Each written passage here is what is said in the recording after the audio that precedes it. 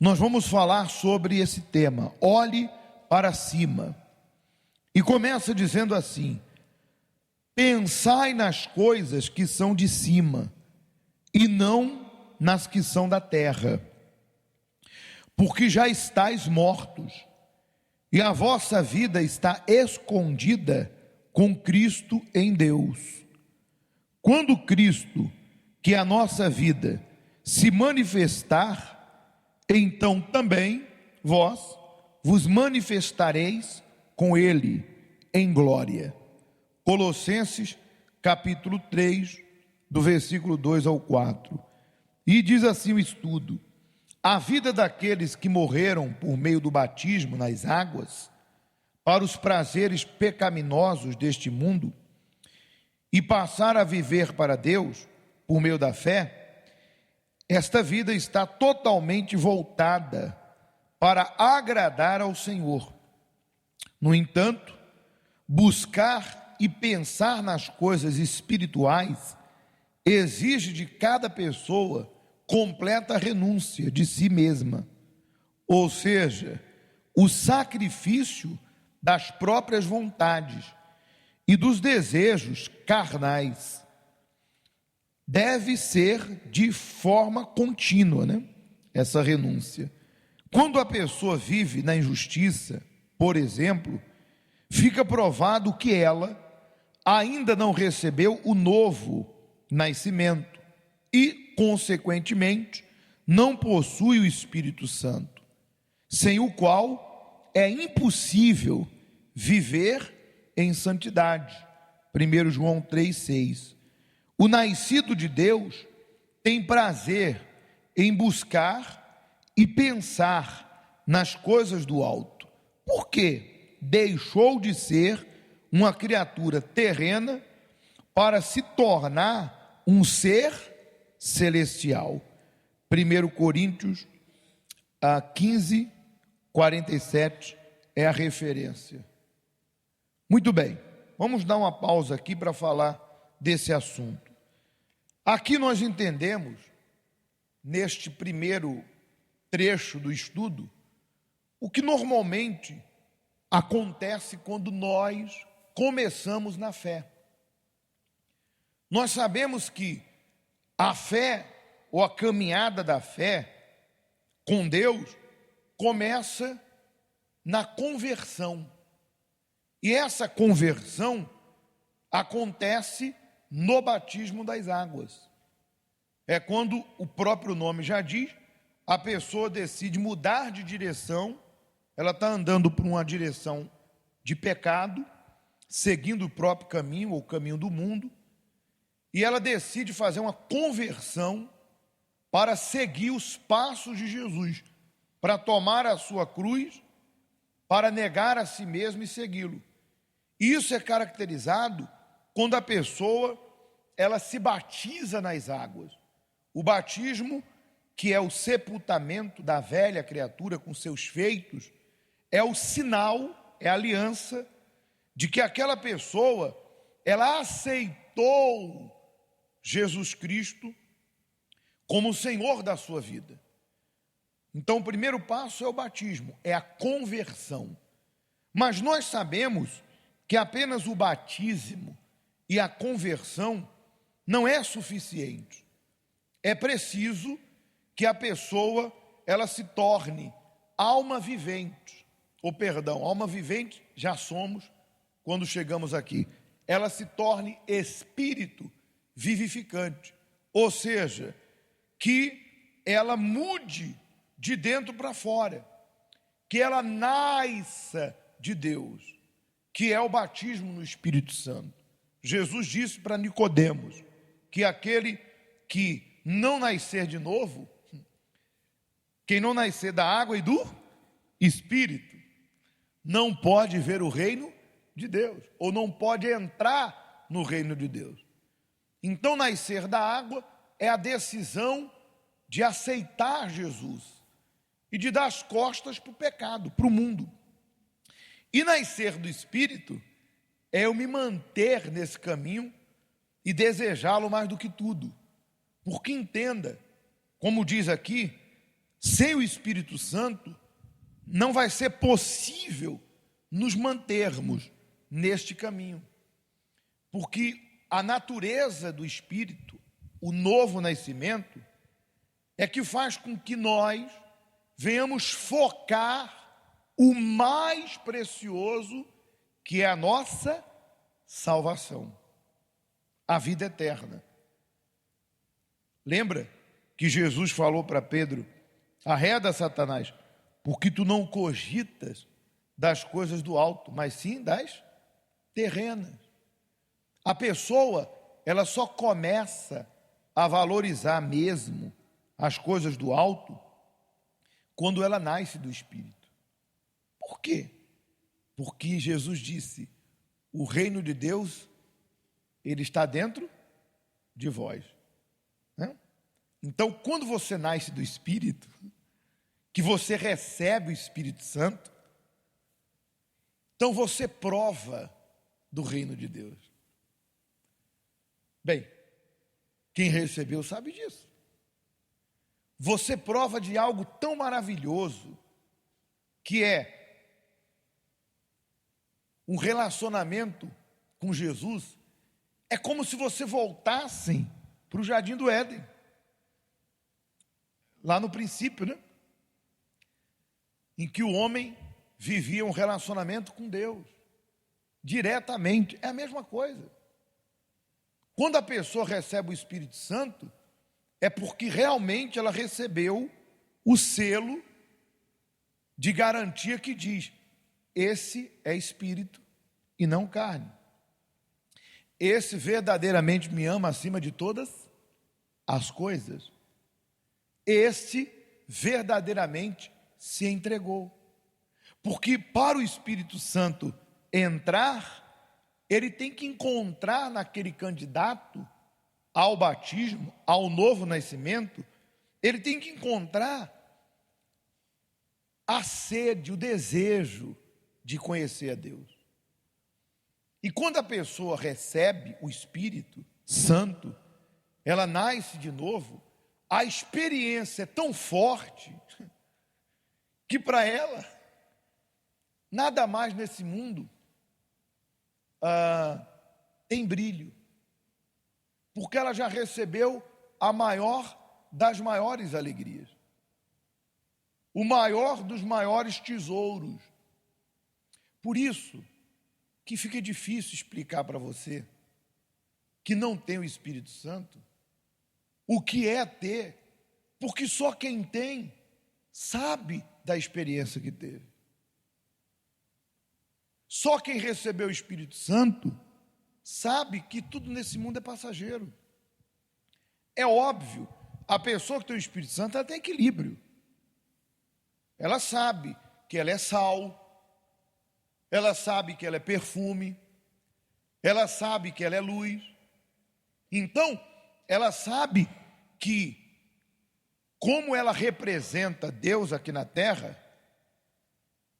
ela tem que ter uma vida que glorifique a Deus. Então, se ela luta pelo financeiro, ela não luta porque ela valoriza o financeiro mais do que qualquer outra coisa. Não. Pelo contrário, ela luta porque ela tem consciência. Como que eu vou mostrar Jesus vivendo uma vida miserável? Mas ela não vai se vender pelo dinheiro. Se vender em que sentido? Ela não vai largar Jesus, a comunhão com Jesus, a intimidade com Jesus, por exemplo, para enganar, para ludibriar alguém, ou seja, tudo por dinheiro. Não. Ela pensa o seguinte: eu posso prosperar honestamente, eu posso ser um rico de Deus, ou não. Mas ela não vai se vender por sede ao dinheiro. Essa é a diferença do nascido. Já quem não é nascido vai amar o dinheiro mais do que o espiritual, que ela não tem ainda. Que na concepção dela, esse espiritual, para quem não nasceu ainda, é apenas experiências com o poder de Deus. Mas eu digo para você, experiência com o poder de Deus não tem nada a ver com a experiência de você nascer de Deus. Você pode ter entrado aqui de cadeira de roda e você agora está andando. Mesmo assim, isso não é nada comparado a receber o Espírito Santo. E eu vou mais além.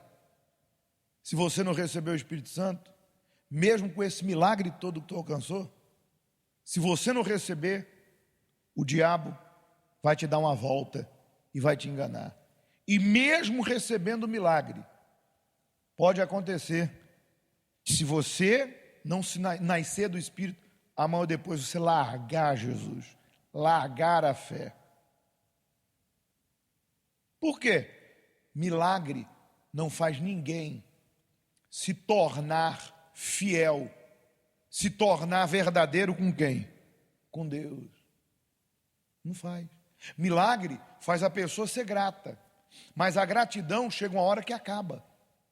Por quê? Porque é um sentimento. Gratidão é um sentimento. Eu me sinto tão grato. Quando alguém faz alguma coisa por você, você se sente o quê? Grato.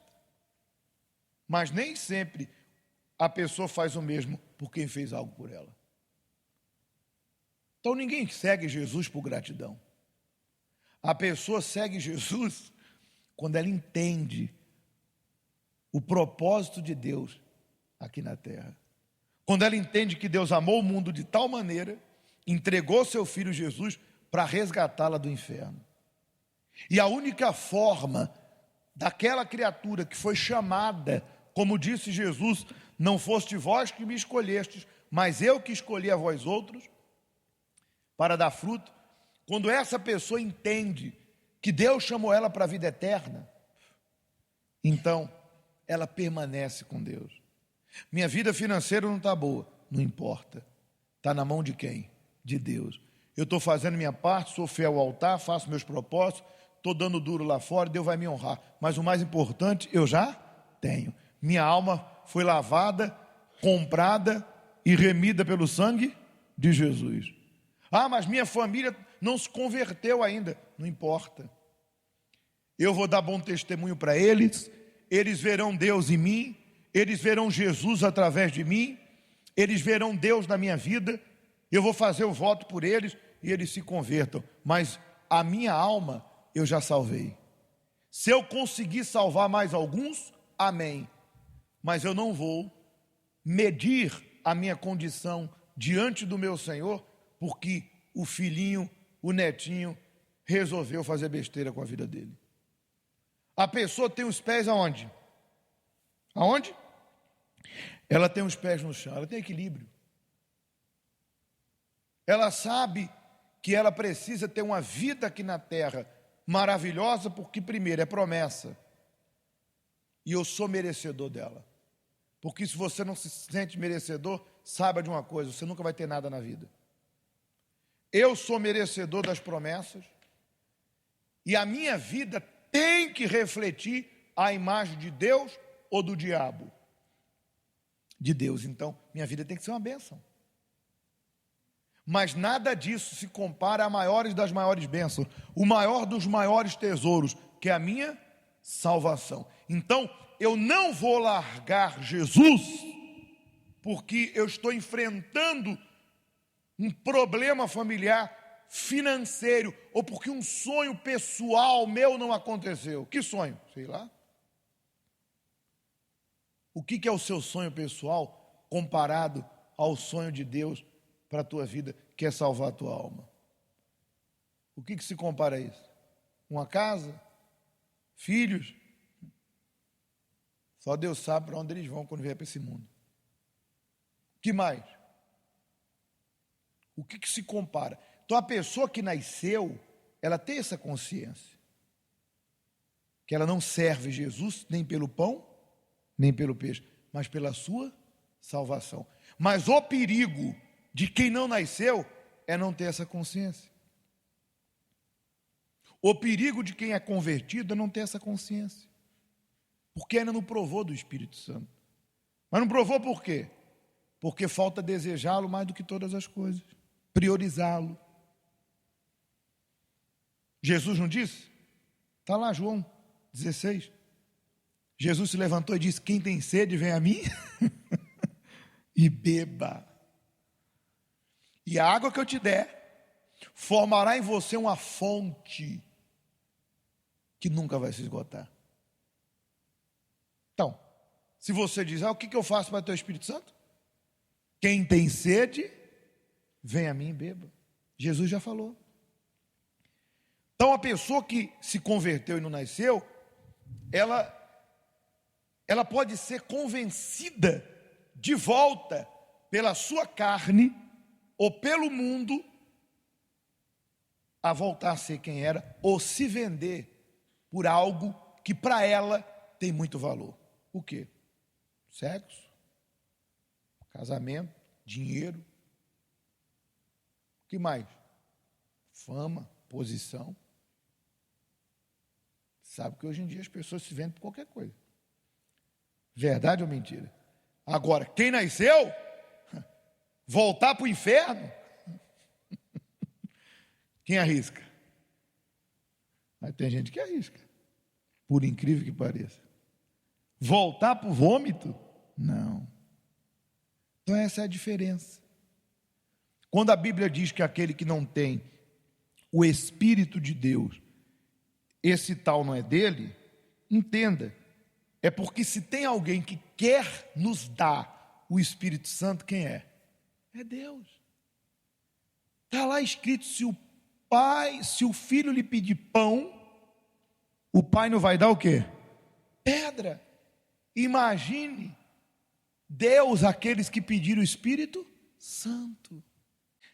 E continuando diz: mortificai, pois, os vossos membros que estão sobre a terra.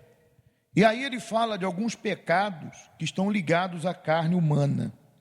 Aí ele fala que é a fornicação, a impureza, a afeição desordenada, a vil concupiscência, a avareza, que é a idolatria, pelas quais coisas vem a ira de Deus sobre os filhos da desobediência, nas quais também outro tempo andastes, quando viveis nelas. Mas agora, diz o Espírito Santo, despojai-vos também de tudo, da ira, da cólera, da malícia, da maledicência, das palavras torpes da vossa boca.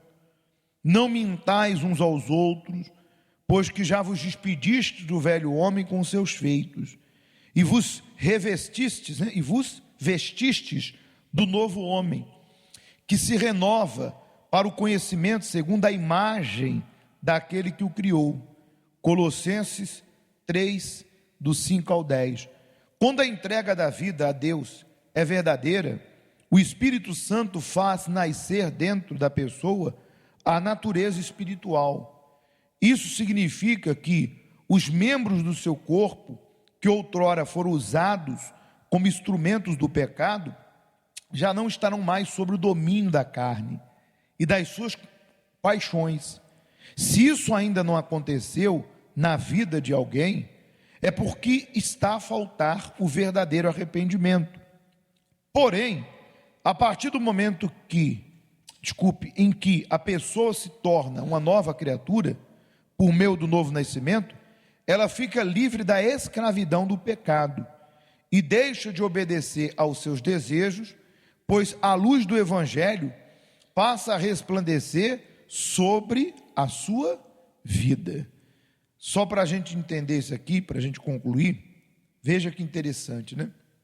Nessa passagem de Colossenses, o Espírito Santo, ele faz uma lista, que através do apóstolo, de algumas coisas. Aqui não está todas as coisas que estão ligadas à carne, todos os pecados. Existem N sugestões do diabo para que a pessoa faça e se afaste de Deus. Muito bem. Aqui fala de alguns, né? Maledicência, linguagens obscenas, mentira, aí cobiça, impureza, etc. Mas veja que no indício diz: mortificai, pois, os vossos membros.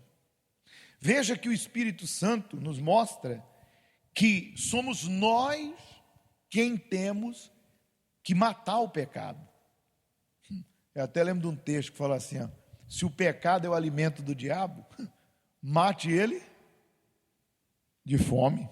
Então, ali diz que nós é quem temos que matar o pecado, mortificá-lo dos nossos membros, se despojando do que não presta, se limpando.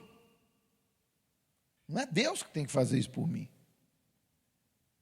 Gente, o que Deus tinha que fazer por nós, Ele já fez. Ele já preparou o caminho para a salvação. Agora é a vez de nós fazermos a nossa parte e trilharmos esse caminho. Jesus disse, eu sou o caminho já está pronto. Então eu tenho que mortificar, eu tenho que me despojar. Eu falava para as pessoas, né? Você vê, o mundo aí fora não vai melhorar. Eu não me iludo. O mundo aí fora, diz a Bíblia, ele jaz no maligno. Você vê as pessoas aí fora aos pés de Deus? Quem é o Deus desse mundo? Dinheiro. O dinheiro não é mal, mas o amor, o apego, a avareza. O Deus desse mundo é a ganância. O Deus desse mundo é o sexo, que gera a depravação, a pornografia, que gera o adultério, que gera tudo que não presta. As pessoas querem satisfazer sua carne. Qual o Deus desse mundo? Orgulho. Qual o Deus desse mundo? Vaidade. As pessoas pensam o seguinte, meu carro é melhor que o seu, eu sou melhor que você. O que elas não sabem é que o sol que brilha para os maus, brilha para os bons. A cova que espera os maus, espera os bons.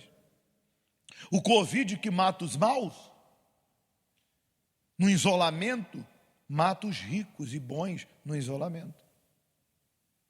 O ser humano se tornou tão orgulhoso, tão cheio de si, que pensa que tem um carro melhor, é melhor que os outros. Porque tem uma casa numa área mais nobre e um apartamento, um imóvel mais avaliado que eu. Não sou melhor que a fulana. Isso não é nada. Nós não somos o quê? Nada. Experimente morrer. Mas o Deus desse mundo é a vaidade. As pessoas querem se sentir melhor que as outras. Por isso que olham as pessoas por cima do ombro. Elas buscam se endeusar. O Deus desse mundo é o orgulho, é a vaidade. Aí eu pergunto, esse mundo vai ficar melhor? Vai? Se você acredita que o mundo vai ficar melhor, você não conhece a palavra de Deus. O mundo jaz no maligno. Quem vai mudar sou eu. E eu mudando, minha vida vai ser melhor. Eu mudando, quem está em minha volta também vai se beneficiar. Se eu mudar, eu vou ser feliz nesse mundo. E se eu mudar, quem está ao meu lado também vai ser feliz. Pense. Se as pessoas mudassem, a vida delas seria melhor. Mas a única maneira de mudar é: conhecereis a verdade, e a verdade te libertará. Por isso que você tem que fazer a sua parte com Deus, para que esse ano seja uma bênção para você. Se nós todos fizermos a nossa parte com Deus, 2022 vai ser uma bênção na nossa vida. E 2022 vai ser uma bênção para aqueles que nos rodeiam. Mesmo que esse mundo esteja do jeito que está, Deus cercou a família de Jó. Deus vai cercar a nossa vida, Deus vai nos guardar, Deus vai nos conduzir. Ainda que eu ande pelo vale da sombra da morte. Está aí. É assim que o mundo muda, eu mudando. O problema é que as pessoas querem mudar os outros, mas elas não querem mudar. Tem gente que cuida mais da vida dos outros do que da própria vida. Ela esqueceu da dela. E está preocupada com a dos outros. Você viu a cor do carro da fulana? Deixa, o carro é dela, ela compra o carro da cor que ela quiser. Vai cuidar da sua vida. Ai, você viu o que fulana fez no cabelo dela? O cabelo é dela, ela faz o que ela quiser. Vai cuidar da sua vida. Ai, eu não concordo com essa maneira que a fulana falou com o filho. A filha é dela, que ela fala o que ela quiser. O problema das pessoas é isso. Elas querem se meter na vida dos outros e esquecem de cuidar da sua própria, da sua própria vida. Então nós temos que matar a nossa natureza, matar o pecado. Aí, se nós se tornarmos melhor, o mundo se tornará o quê? Melhor. Amém?